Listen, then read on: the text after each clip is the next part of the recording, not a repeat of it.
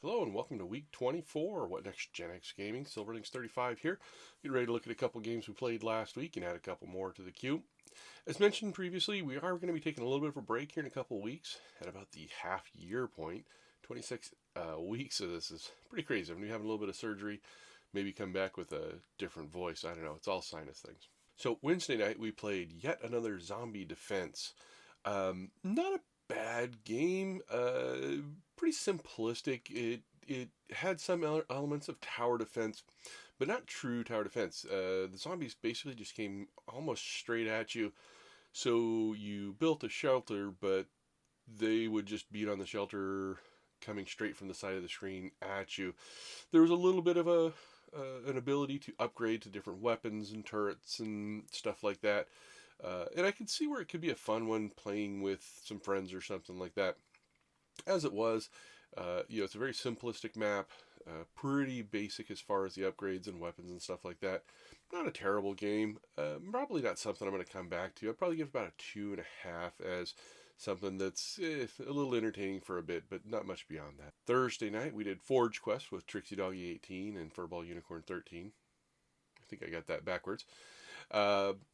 That was a pretty fun one. I'd seen Forge Quest before. It's kind of a simpler looking version of something like Torchlight or Diablo, I suppose, where you're going through a dungeon, picking up all the stuff you can, upgrading. Within the dungeon, you can find things to upgrade your weapons and stuff.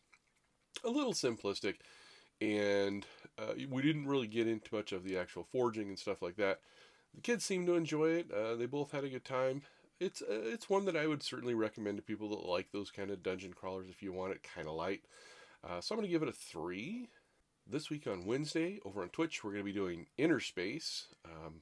Kind of forgotten that was one that I think was kickstarted, and you work inside of a globe instead of on the outside to explore, and it's kind of a puzzler, I think. We'll see. Thursday on Twitch, we're going to be doing Salt. Now, I believe Salt has a free demo on Steam. I'm not sure. It's one that I played a little bit in early access, and it has been released. In fact, I think there may be a Salt 2 coming out.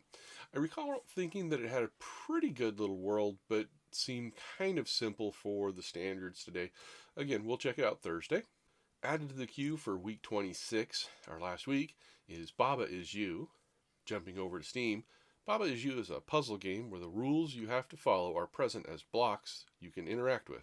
By manipulating them, you can change how the game works, repurpose things you find in the levels, and cause surprising interactions. It's overwhelmingly positive, released on March 13th of 2019, so we'll check that one out in about 2 weeks on a Wednesday on Twitch. Added to a Thursday night in about 2 weeks is Pathway. Jumping over to Steam, explore the strange unknown with Pathway, a strategy adventure set in the 1930s Great Wilderness. Unravel long-forgotten mysteries of the occult, raid ancient tombs,